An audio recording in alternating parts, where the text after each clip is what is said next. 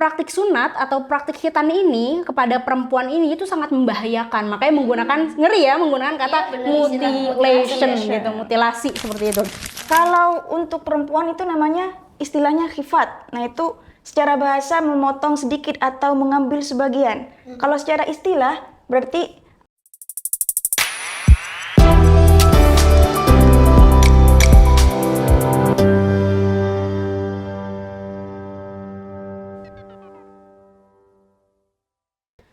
Assalamualaikum warahmatullahi wabarakatuh.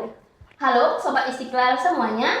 Pada kesempatan kali ini kita berkesempatan melakukan podcast tentang tema yang cukup menarik, yaitu tentang sunat perempuan, bagian dari syariat atau kekerasan berbalut tradisi. Dan pada kesempatan kali ini saya nggak sendirian. Mari kita membahas bersama terkait permasalahan sunat perempuan ini dari sudut pandang kesehatan dan juga dari sudut pandang agama Islam. Karena memang ketika kita memandang terkait sunat perempuan, kita dihadapkan pada dua sudut pandang yang berbeda. Di satu lain, ada yang memandang bahwasanya sunat perempuan ini sunnah atau makrumah atau mulia. Dan juga tidak sedikit yang mengetahui bahwasanya sebenarnya sunat perempuan ini cukup berbahaya untuk dilakukan pada perempuan. Lalu, mari kita langsung bahas saja.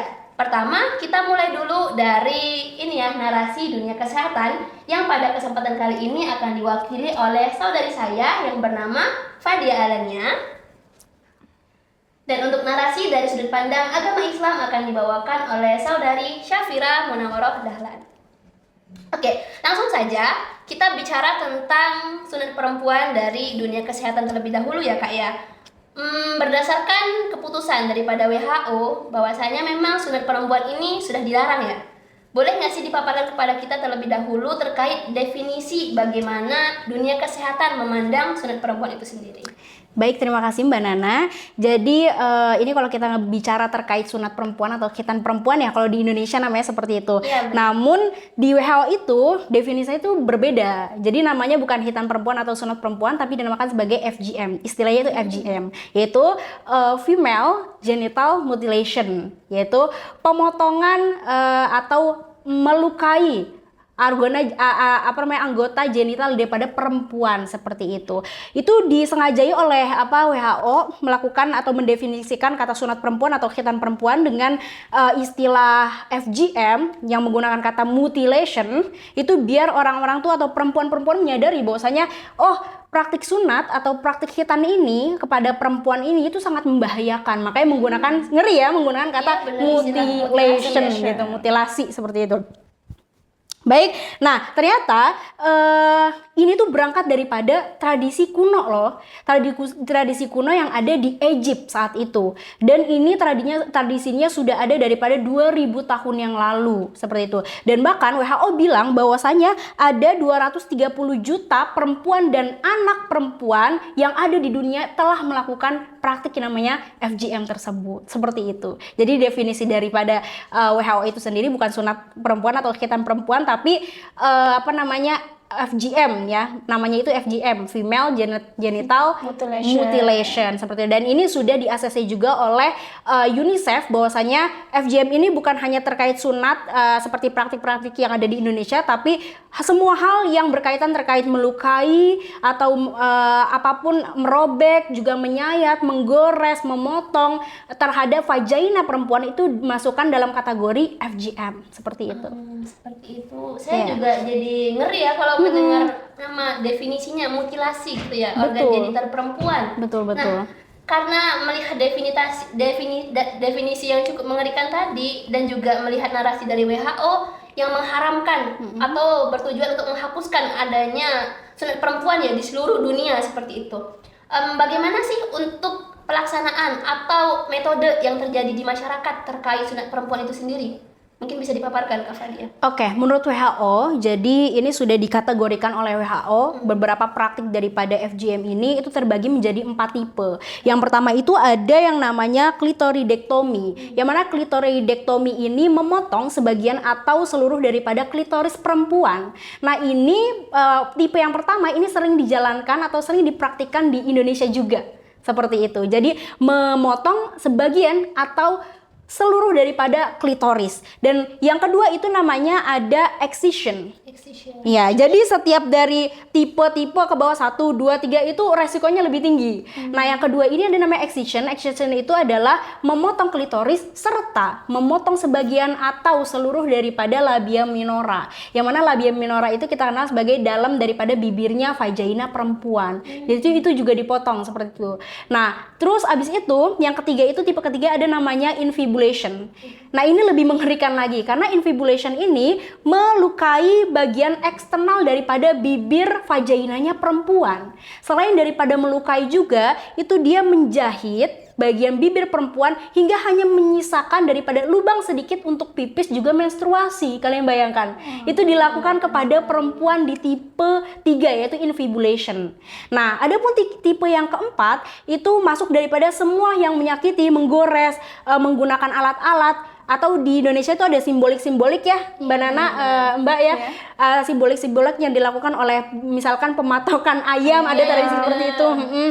Nah, itu masuk dalam kategori 4 dan itu terjadi tapi tidak masuk dalam kategori khitan perempuan sebetulnya. Khitan perempuan itu masuknya 1, 2, 3, tapi yang keempat ini masuk semuanya pokoknya, kayak misalkan menindik itu juga masuk kepada tipe 4 seperti itu. Itu praktik-praktik yang dikategorikan oleh WHO itu sendiri seperti itu. Benar. Berarti memang dari tipe 1 sampai 4 itu sebenarnya cenderung melukai keseluruhan ya. Betul sekali.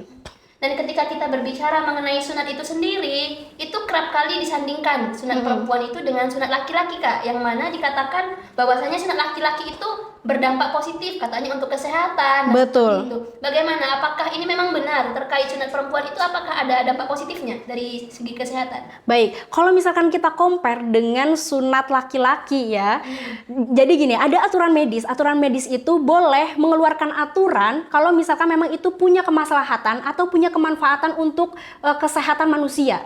Nah, akan tetapi ternyata medis ini hingga saat ini tidak menemukan manfaat daripada kesehatan khitan atau sunat perempuan seperti itu. Jadi awalnya tuh di 2006 itu memang sudah dilarang oleh Kemenkes Indonesia. Setelah itu dicabut larangannya karena itu bertimbang tindih dengan MUI saat itu di 2008. Lalu di 2010 itu ditarik lagi, dicabut lagi bahwasanya ini memang ini boleh tapi dengan SOP yang ketat katanya Kemenkes gitu kan. Karena tadi bertimbang tindih dengan aturan MUI di 2008 seperti 2010 terus dicabut, terus boleh dilakukan khitan perempuan tapi dengan SOP. Lalu di 2014 itu dicabut lagi oleh Kemenkes karena hingga saat ini malah ada di 2024 juga ya. Kemenkes tidak menemukan yang namanya kemanfaat daripada khitan perempuan. Dan adapun khitan laki-laki atau sunat laki-laki itu praktiknya memang ada manfaat dan itu sudah diakui oleh medis itu tersendiri. Apa itu manfaatnya? Sangat banyak sekali. Salah satunya itu untuk membersihkan kotoran yang ada di kelamin atau genitalnya laki-laki seperti itu. Juga untuk mengurangi penyakit-penyakit yang masuk ke dalam jaringan vaginanya laki-laki, penisnya laki-laki seperti itu ya. Nah, kalau misalkan perempuan itu tidak menemukan manfaat, akan tetapi malah menemukan dampak negatifnya seperti itu. Baik itu jangka pendek maupun jangka panjang. Jangka pendek yaitu misalkan ada yang namanya pendarahan. Belum lagi misalkan ada yang namanya infeksi, ya kan? Nah, kalau jangka panjangnya itu bisa jadi itu ke psikologis, bisa jadi itu juga ketika persalinan, ketika melahirkan, bisa jadi juga itu ketika hubungan seksual seperti itu. Jadi kenapa Kemenkes itu sempat berpikir bahwasanya itu boleh ya karena itu hukumnya timpang tindih dengan perspektif agama atau MUI. Tapi kalau setelah dipikir-pikir ketika nanti dibolehkan oleh medis, maka itu nanti akan berujung kepada kemudaratan yang lebih besar. Kenapa? Karena nanti kita belum tahu bagaimana cara praktisi melakukan praktik tersebut. Apakah semua orang melakukan SOP itu dengan sangat baik? Kan itu belum tentu ya kan. Bisa jadi nanti malah ada kayak kabar-kabar berita bahwasanya bahkan khitan laki-laki kita mendapatkan kabar bahwasanya ada ya yang ternyata menolak ya. Bukan menolak juga ya. Maksudnya ada dampak buruknya karena medisnya kesalahan seperti itu. Bagaimana dengan perempuan? Kalau kita lihat bagian vagina perempuan itu tidak ada yang namanya kulup ya. ya Mbak ya, kalau dalam bahasa kulub atau kulit daripada penisnya laki-laki. Bagian vagina itu tidak ada seperti itunya.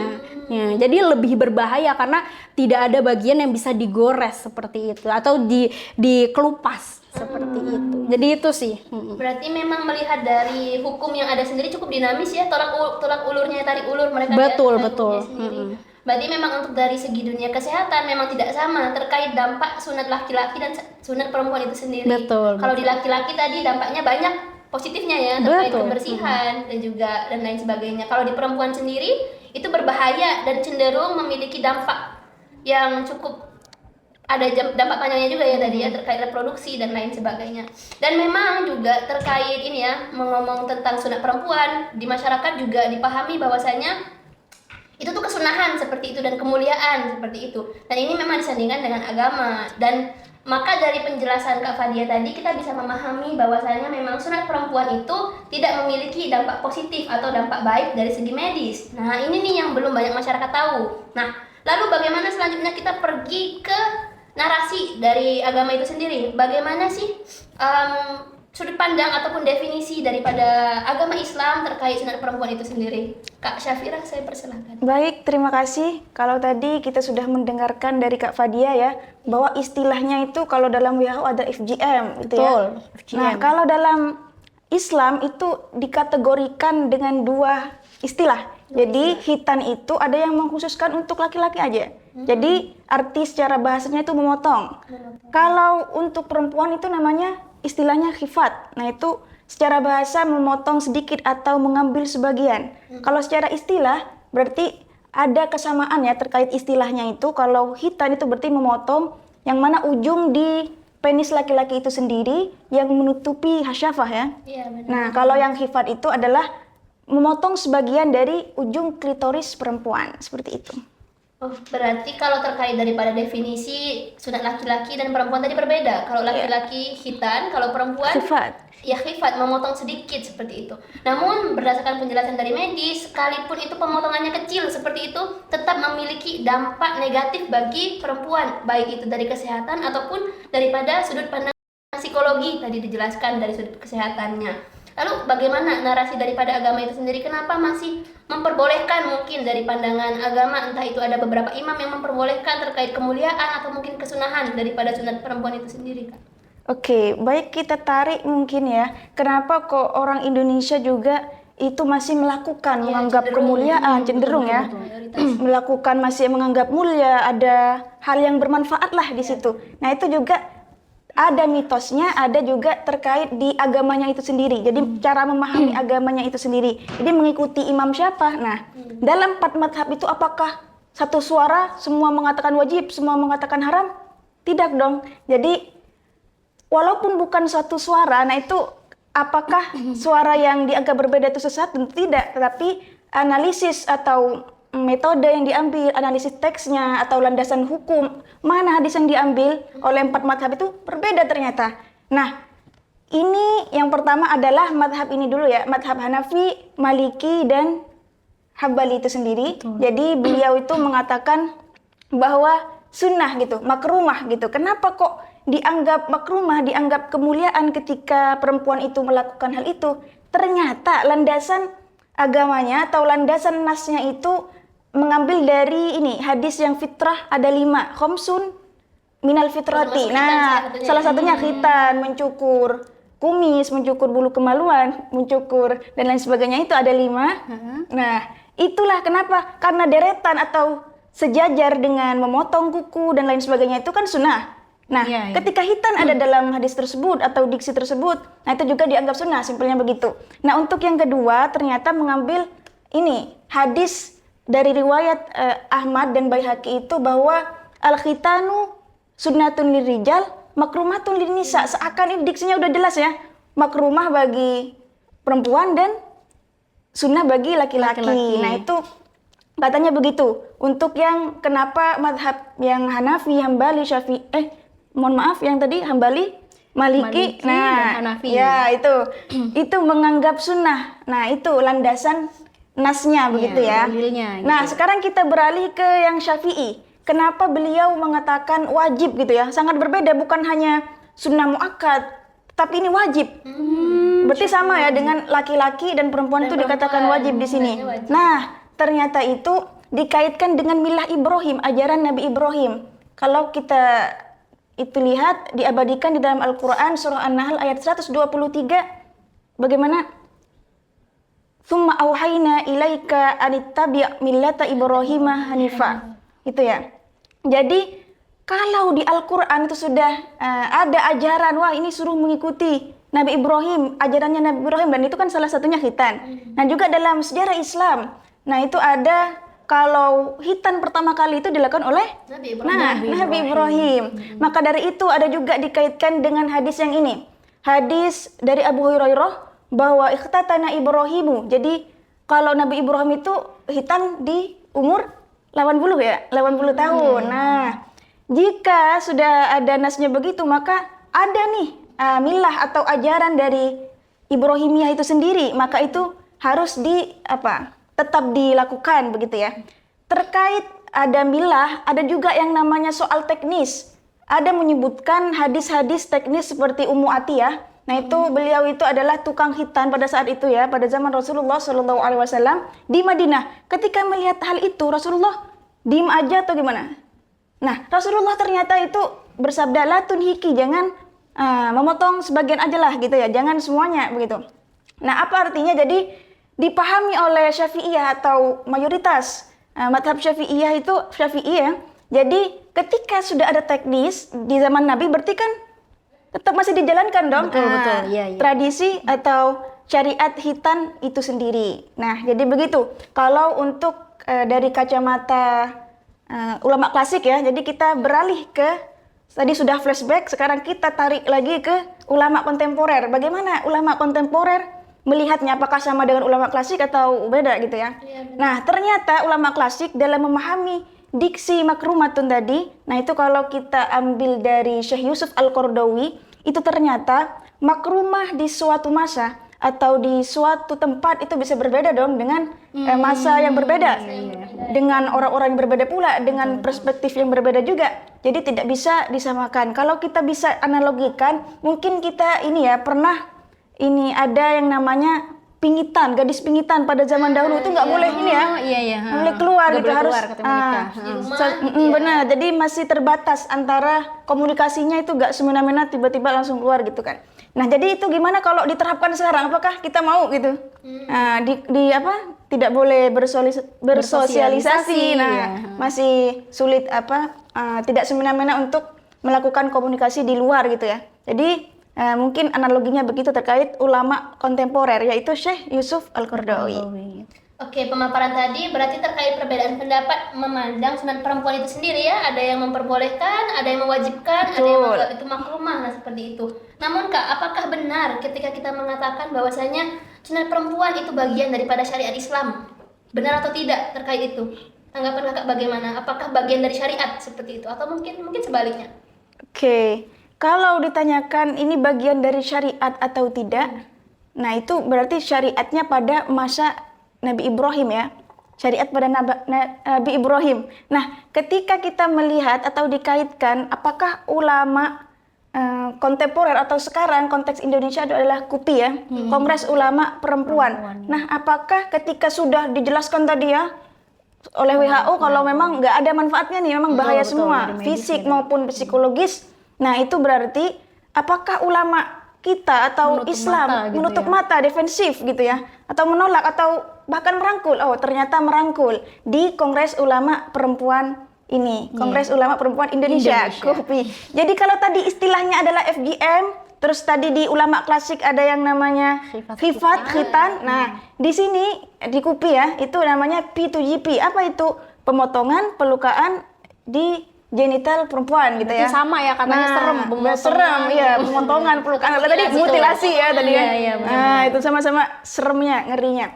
Nah, ternyata di dalam KUPI itu sendiri seperti tadi, karena kalau sudah dianggap merusak psikis ataupun fisik itu sendiri, jadi nanti ada disfungsi seksual kalau khitan perempuan dilakukan, ada juga pendarahan yang berlebihan, trauma yang berlebihan. Nah, itu juga dikaitkan dengan kaidah usul fiknya. Kalau dalam fatwa KUPI ini apa? La dororo wa la diroro. Jadi jangan membahayakan diri sendiri maupun perempuan. Maka dikatakan kalau itu sudah bahaya, ya sudah, maka tidak boleh dilakukan. Jadi fatwa KUPI itu mengharamkan mutlak terhadap khitan perempuan ini.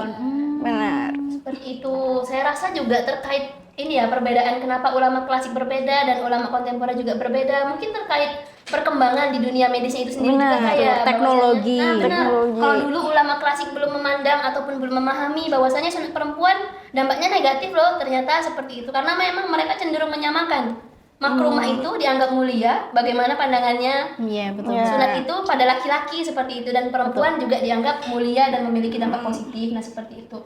Namun, berdasarkan narasi yang dipaparkan oleh narasi kesehatan, ditemukan bahwasanya sunat perempuan itu tidak sama sekali memiliki dampak positif. Nah, kalau dari sudut pandang agama, apakah ingin setuju tidak dengan penghapusan yang diwacanakan oleh WHO? Atau mungkin masih ingin mempertahankan terkait kebolehan khitan perempuan itu sendiri? Oke, baik. Baiknya bagaimana? Nah, untuk solusinya mengkolaborasikan ya, kenapa tadi berbeda, sangat berbeda begitu ya. Iya, benar. Nah, untuk dalam Islam itu sendiri kan kita tarik dulu bahwa tujuan syariat Islam itu adalah maqasid syariahnya itu ada 5 ya. Jadi yang pertama atau salah satunya adalah menjaga jiwa, hifdun nafas. Nah, ketika suatu hukum atau perilaku ternyata sudah terbukti nih, apalagi sudah secara medis ya, WHO, UNICEF tadi membahayakan, betul. dan udah gak ada manfaatnya, maka hukum itu kan terus bergerak untuk kemaslahatan juga gitu. Jadi ya untuk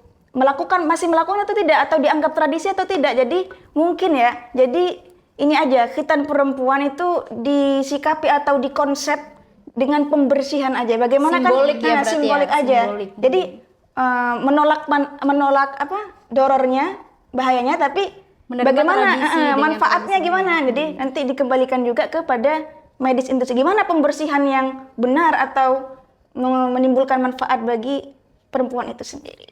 Ya, berarti dari sini jadinya ketemu gitu ya, dari sudut pandang kesehatan karena dipandang membahayakan, akhirnya kita arahkan ke pembersihan saja gitu. Betul. Yang mana kalau secara pembersihan gitu kan dari segi medisnya juga tidak berbahaya gitu kan, Kak Fadia ya. Dari betul. segi tradisi keislamannya juga tidak hilang seperti itu. Betul, karena dari Kemenkes juga kan sudah melarang gitu kan. Tapi memang banyak masih orang yang terdorong dengan tradisi mereka yang ketat gitu. Kalau di keluarga-keluarga itu bilang, oh kalau misalkan belum hitan itu nggak baik, tidak mulia. Itu karena tradisi keluarga besarnya misalkan. Nah itu tidak dilakukan, tapi dengan simbolik tadi yang Mbak ya gitu. Dan dilakukan oleh tim medis dengan cara membersihkan itu sendiri. Kan sekarang juga banyak praktik-praktik medis yang memaksa dari pihak keluarga. Itu memang bayinya diambil, cuma medisnya tidak melakukan khitan tapi hanya melakukan pembersihan. Karena kalau sampai ketahuan tim medis melakukan yang namanya khitan perempuan, itu akan dikenakan pidana. Sekalipun pidana itu memang bersifat administratif seperti itu. Oke, jadi itu ya kesimpulannya Sobat Istiqlal sekalian, bahwasanya memang hukum terkait sunat perempuan itu cenderung dinamis. Hal tersebut disebabkan oleh perbedaan daripada sudut pandang ulama, yang mana ulama klasik cenderung memandang bahwasanya sunat perempuan itu kemuliaan karena mereka memadukan ataupun menempatkan atau menyamakan dengan sunat laki-laki. Sedangkan pada hukum kontemporer, sunat perempuan dianggap ataupun tidak diperbolehkan karena memang sudah ada buktinya bahwasanya sunat perempuan itu mengancam ataupun membahayakan daripada diri perempuan itu sendiri. Praktik sunat atau praktik khitan ini kepada perempuan ini itu sangat membahayakan. Makanya menggunakan kata mutilation gitu, mutilasi seperti itu. Sebagai moderator, dan juga di sini ada 2 rekan saya, Fadia Alania dan Syafira Munawwaroh Dahlan. Pamit undur diri. Sekian dari kami. Wassalamualaikum warahmatullahi wabarakatuh.